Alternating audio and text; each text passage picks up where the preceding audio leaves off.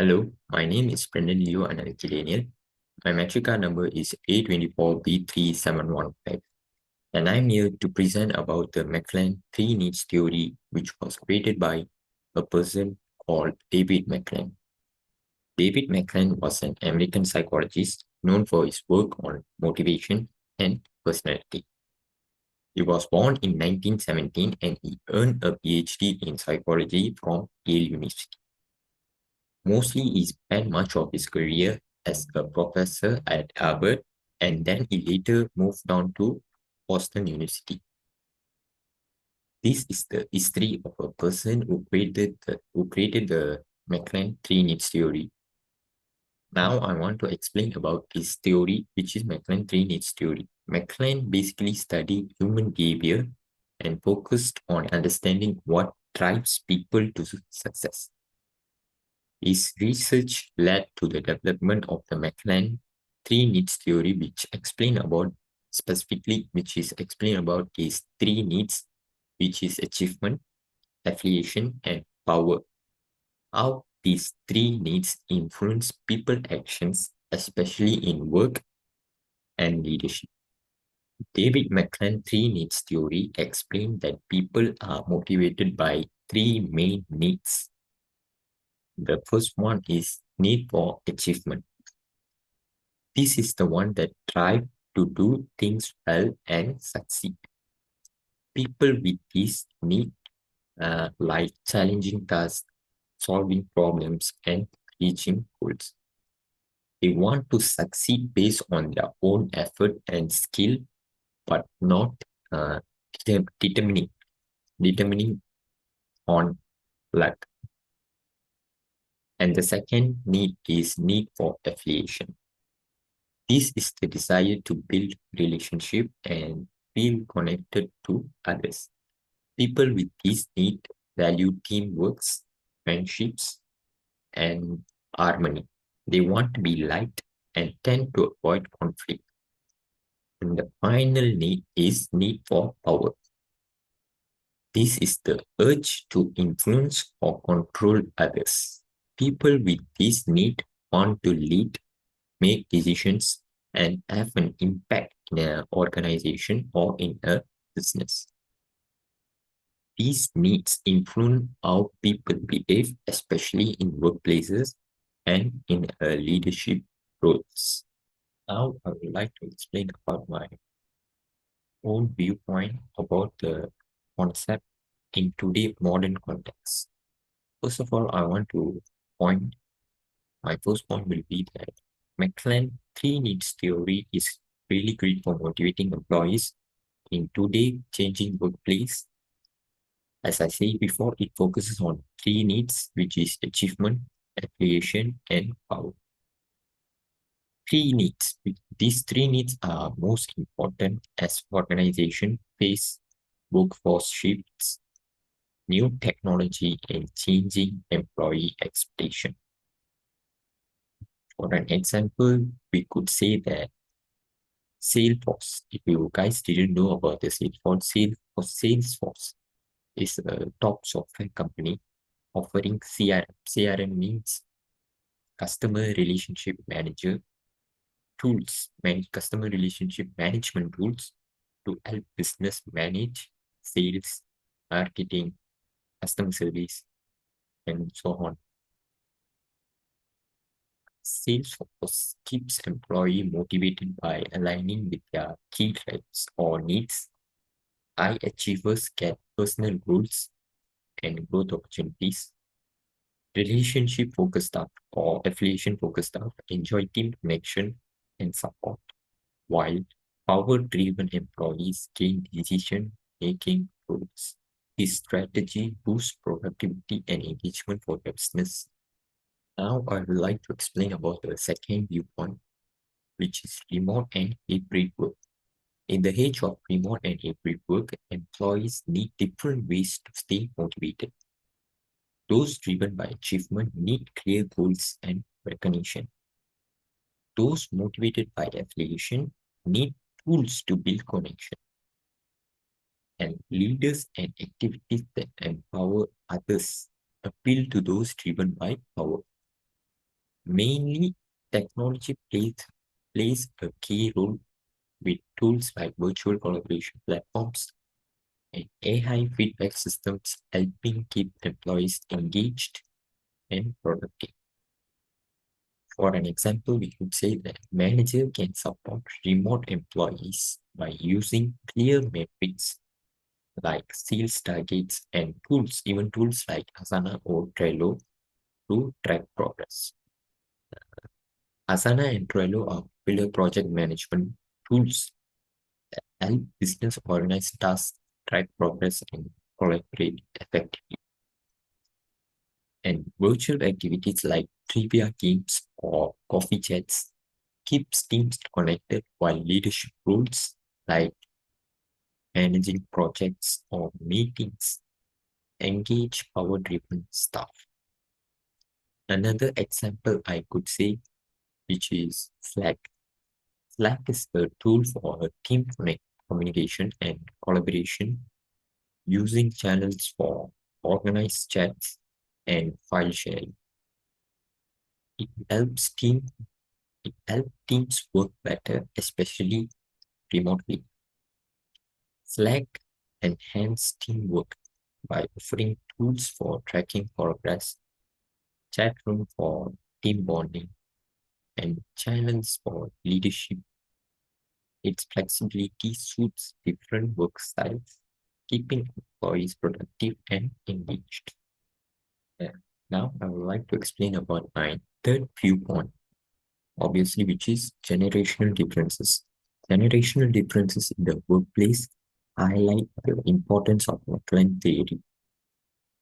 Millennials who are born in 1980s and the late 1990s and Gen Z people who are born between 1997 and 2012 offer, often value affiliation. They want teamwork, inclusive and meaningful work. But in contrast, Gen X people who are born between the mid 1960s and the early 1980s and baby boomers, usually considered to be in years from 1946 to 1964. They tend to focus more on achievement and power, aiming for career growth and leadership roles. By understanding these differences, companies can create motivations strategy that work for all generations, boosting collaboration and engagement. Um, for an example, we could say that Spotify, a famous music app, at Spotify, millennials and Gen Z are motivated by inclusive, mission-driven work such as projects on accessibility or social change and cross-functional teams that support company culture. While Gen X and baby boomers, they value career growth and promotion. So Spotify offers professional development programs to help them advance and grow. Now I would like to explain about my fourth viewpoint, which is cultural diversity. Cultural diversity in the workplace makes McClelland theory even more important. In collective culture, affiliation and teamworks are valued, while individualistic cultures focus on personal achievement. By using McClelland theory with cultural sensitivity, leaders can motivate their diverse teams effectively, creating, creating an inclusive and strong work environment. For an example, we could say that at Tata, Tata Consultancy Services, teamwork and harmony are important. Employees who value connections are encouraged to share ideas and celebrate team success with group bonuses as reward. But in Google, which focuses on individual achievements, employees are motivated by personal success and are recognized through meetings and personal thank you notes from leaders. And my final viewpoint about the approach in modern context would be ethical leadership and employee well-being are very important. If power is valued, it should be used to benefit the group, not just individual gain. Also, employees need to balance career success with work-life balance and mental health. People are working hard to reach their goals while making sure their mental well-being is not affected. For an example, we could say that leaders at Microsoft use their power to support teamwork, help employees grow, and drive group success. And the company also focuses on employee well-being by offering mental health support and flexible hours for a real work-life balance. And high-achieving employees can take day offs when needed without penalty to avoid burnout. This approach helps Microsoft maintain a culture of achievement and strong results. Now, I would like to explain about the advantages of McClelland three needs theory. First of all, I want to address my first advantage, which is improve employee morale and engagement. Uh, the theory helps managers understand and meet the needs of each employee, making it easier to motivate employees. When employees feel their unique needs are valued, they are more likely to put effort into their work and the success of organization. For an example, as I said before, at Salesforce, uh, a team achievement focused employees are motivated by sales target and bonuses. Those who value connection respond to team building events, and power driven employees can be given leadership roles or involved in important projects. After that, I want to address my second advantages, which is propagating leadership development. McClelland's need for power shows why people with high power motivation often makes leaders. They want to impact others and enjoy making decisions that influence people. Organization can use this by giving them leadership roles. For an example, at Microsoft, the power-driven employee lead cross-functional teams or make key business decisions. These opportunities help the individual grow and prepare the company for success. And the final advantages that I want to share with you guys, which is culture adaptability, which is the main thing in this McClelland theory.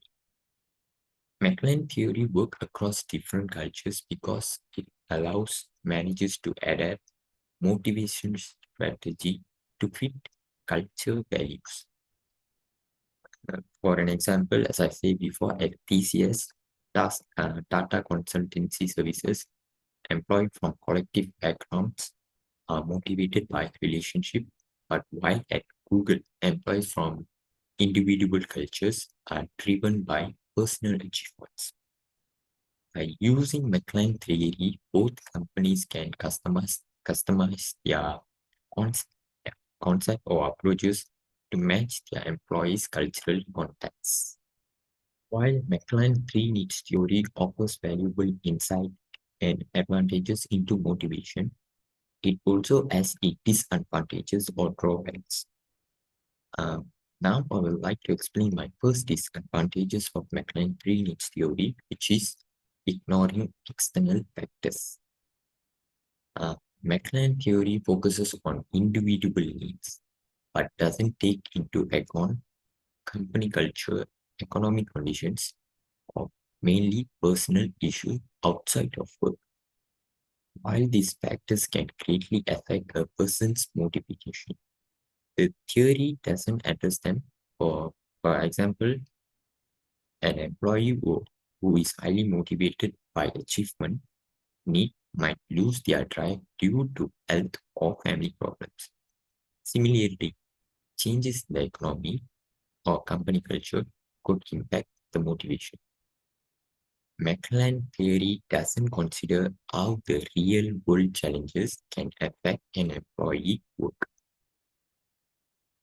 The second point I would like to address, which is the disadvantages, which is risk of misidentification. McClelland theory relies on correctly identifying an employee main motivator, but always people are complex and it's not always easy to fit them into one category. If a manager misunderstands what truly motivates an employee, the strategy they use may not work. For an example, if manager thinks an employee is motivated by power and offer them a leadership role, but the employee is actually motivated by building connection, affiliation, or achievement, they may feel comfortable, uncomfortable, or stressed. This can lead to dissatisfaction and possibly they would leave the team as they may not be happy with the role and how they treated. And the final disadvantages of McClelland theory would be potential for overemphasis on one need. If managers focus too much on one need, only one need like achievement and neglect others, it can create an imbalance in the workplace where would some employees feel sad. For example, in a competitive sales environment focus on individual success, employees who value affiliation may feel excluded and unsupported. Employee motivated by power might get frustrated if they don't have the chance to take control, while those who prefer collaborative atmosphere might feel isolated. Now, I would like to suggest some recommendations for the disadvantages that I explained before. And my first disadvantages, my recommendation for first disadvantages, which is ignoring external factors, would be providing support relative to each individual situations. So how can we provide support relative to an individual? We could use flexible work arrangements to help employees manage personal challenges, their personal problems, including health, family issues, without losing motivation. And we could also, business or organization could also offer access to mental health resources, counseling, and employee assistance programs to reduce the impact of personal struggle on work performance. And my second recommendation for ignoring external factor would be offer power-driven employees leadership opportunities that can adapt to changing external conditions. Business and organization also could encourage proactive employees to take on roles that help guide their company during the periods of change. And the organization should adjust organizational goals to be flexible and achievable to prevent demotivation for employees, mainly during economic crises. And my final recommendation for the disadvantages of ignoring external factor would be create feedback loops for external challenges. So how could we create feedback loops for external challenges? We could implement regular service or one-on-one catch-ups or one-on-one meetings and feedback sessions to understand how external issues or external problem affect motivation of employees. And we could also use this feedback to adapt and strengthen support structure as we needed. By taking proper actions on interrogating external factors into motivational strategy, business or organizations can create a more comprehensive approach that aligns with McClelland three needs theory and addresses real world challenges, boosting motivation and resilience for both of the people, which is employee and the company. And now I would like to suggest some recommendation for the second disadvantage, which is risk of misidentification. So my first recommendation that I would suggest would be understanding employee needs by communicating and observing. Managers need to avoid assumptions and observe how employees react in different situations to understand their needs. And the managers could use regular one-to-one meeting to discuss their goals, likes, and what gives them satisfaction. For an example, uh, a power-driven employee has been given tasks to work in a team. It's not an It's not what the power-driven employee interested in. So the manager need to address the situation properly by having one-on-one meeting or by negotiating, simply by negotiating.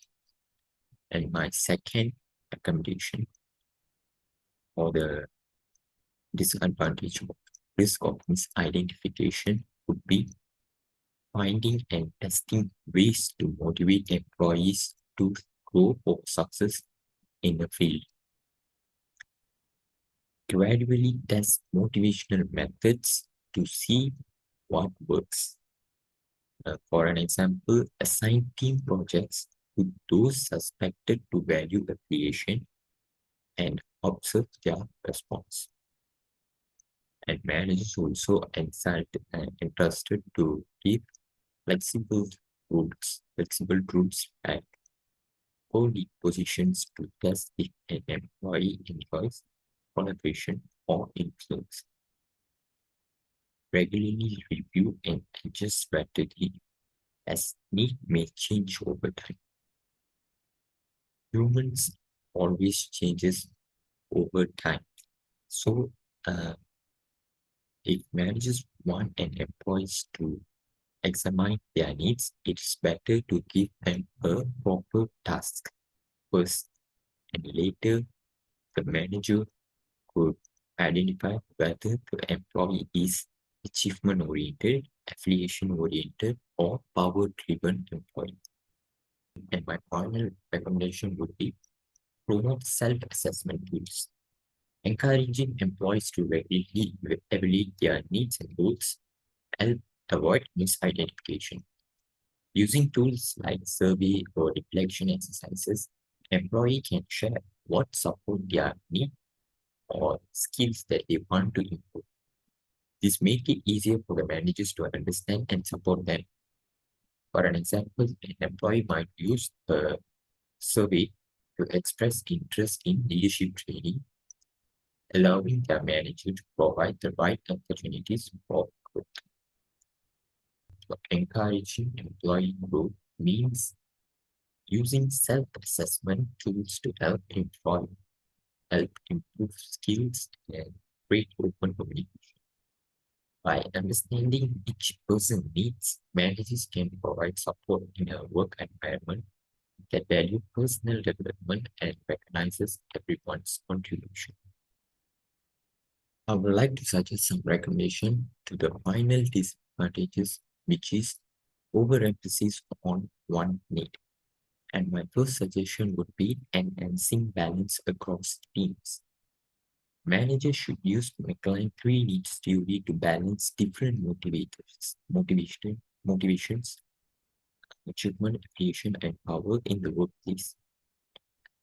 Managers should avoid focusing too much on one need as it can alienate others. For example, High achievement workplaces might overlook team-oriented employees. Affiliation-driven employees could struggle in competitive environments. And power-focused individuals may feel undervalued if not given any leadership opportunities. Managers should design rules and environments that cater to a mix of needs to ensure everyone feels motivated and engaged. And my side and my second suggestion that I would recommend, which is building a culture of winning together. Align workplace culture with the goals of both individuals and teams.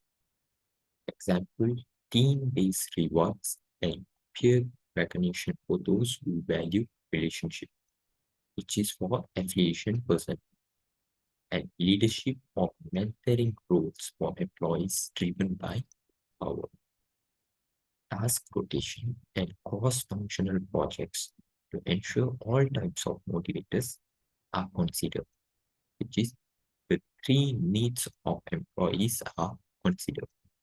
Now, I would like to suggest some recommendation, my final recommendation for the disadvantage of potential for overemphasis on one need, which be encouraging cross-training.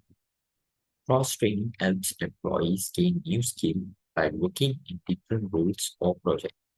This prevents them from focusing too much on one motivation or needs. For example, an employee driven by achievement might join a team project to improve their collaboration skills, while someone focused on power might work with others instead of leading alone. This variation helps employees grow and strengthen the whole team. And the main thing in this, employees could adapt to three needs by the following of McClelland three needs theory. And finally, I want to conclude this McClelland three needs theory. McClelland three needs theory helps understand what motivates people at work, which is the first one, achievement, affiliation, and the third one, power. Recognizing these needs can create a better environment for career growth and productivity. By knowing my primary need, I can make decisions that align with my goals, whether in personal or in career. This self-awareness boosts my growth and keeps me motivated by focusing on what matters most to me.